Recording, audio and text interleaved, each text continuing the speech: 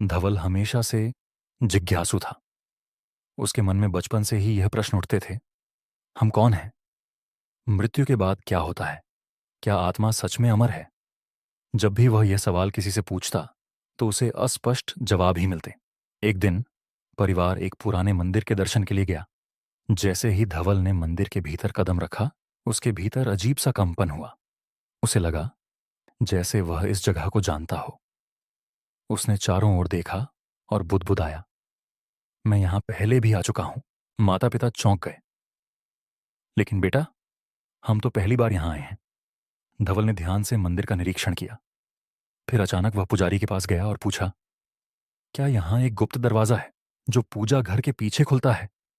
पुजारी की आंखें आश्चर्य से फैल गईं। हाँ, लेकिन यह दरवाजा दशकों से बंद पड़ा है। तुम्हें कैसे पता? धवल के पास कोई उत्तर नहीं था। लेकिन उस दिन के बाद उसके भीतर एक बेचैनी घर कर गई। उसने सोचना शुरू किया, क्या यह सब सच में यादें हैं? क्या मेरी आत्मा पहले भी इस जगह पर आ चुकी है? उस रात वह सो नहीं सका। उसके मन में एक प्रश्न उमड़ रहा था, अगर आत्मा अमर है तो इसका वैज्ञानिक प्रमाण क्या है? अगले दिन उसने अपनी विज्ञान की किताब उठाई और पढ़ा, ऊर्जा को न तो बनाया जा सकता है और न ही नष्ट किया जा सकता है। यह केवल एक रूप से दूसरे रूप में परिवर्तित होती है। यह पढ़कर धवल चौंक गया। अगर आत्मा एक ऊर्जा है तो यह भी नष्ट नहीं हो सकती। मतलब हमारी आत्मा अमर है। उसने अपनी दादी से यह बात बताई। वे मुस्कुराईं और कहा, बिल्कुल सही बेटा। यही बात भगवान कृष्ण ने अर्जुन को भगवद गीता में समझाई थी।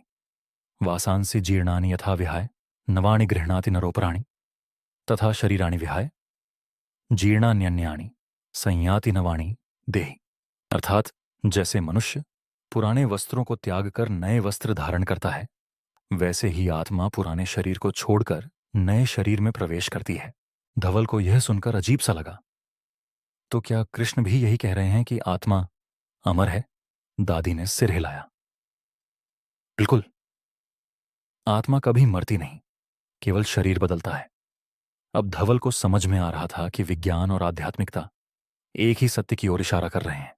लेकिन अगर आत्मा इतनी शक्तिशाली है तो हमें अपनी आत्मा की यादें क्यों नहीं रहती? इस प्रश्न का उत्तर खोजने के लिए धवल ने ध्यान करना शुरू किया। शुरू में उसका मन भटकता, लेकिन धीरे धीरे उसने सीखा कि अपने विचारों को कैसे स्थिर किया जाए। एक दिन ध्यान के दौरान उसने खुद को एक विशाल जंगल में पाया।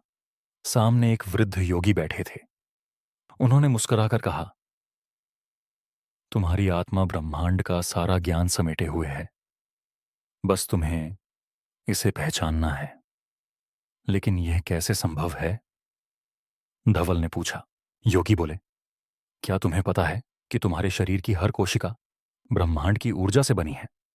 जो तत्व इस पूरे ब्रह्मांड में है वही तुम्हारे शरीर में भी है। तो फिर तुम ब्रह्मांड से अलग कैसे हुए? धवल स्तब्ध रह गया। अब वह समझ चुका था कि ईश्वर कोई बाहरी शक्ति नहीं है। जो ब्रह्मांड चला रहा है वही शक्ति उसके भीतर भी है। अगर ब्रह्मांड की ऊर्जा मेरे भीतर है, अगर मैं स्वयं आत्मा हूं जो कभी मर नहीं सकती, तो क्या मैं भी ईश्वर के समान हूं? उसकी चेतना में उत्तर गूंजा, हां। जो स्वयं को पहचान लेता है वह ईश्वर बन जाता है। अब उसे समझ आ चुका था कि जीवन की हर समस्या का उत्तर भीतर ही है। लोग बाहरी दुनिया में समाधान खोजते रहते हैं, लेकिन असली शक्ति तो भीतर छिपी है। धवल की यह यात्रा हमें यही सिखाती है। आत्मा एक ऊर्जा है जिसे नष्ट नहीं किया जा सकता। भगवद गीता में भी कहा गया है कि आत्मा अमर है। हमारा शरीर ब्रह्मांड के उन्हीं तत्वों से बना है जिससे संपूर्ण सृष्टि बनी है। इसलिए हम स्वयं में ही ईश्वर हैं। जो भी इस सत्य को पहचान लेता है उसके लिए जीवन में कोई भय, कोई चिंता, कोई दुख नहीं बचता। स्वयं को पहचानो, क्योंकि तुम स्वयं ईश्वर हो। तुम्हारे भीतर संपूर्ण ब्रह्मांड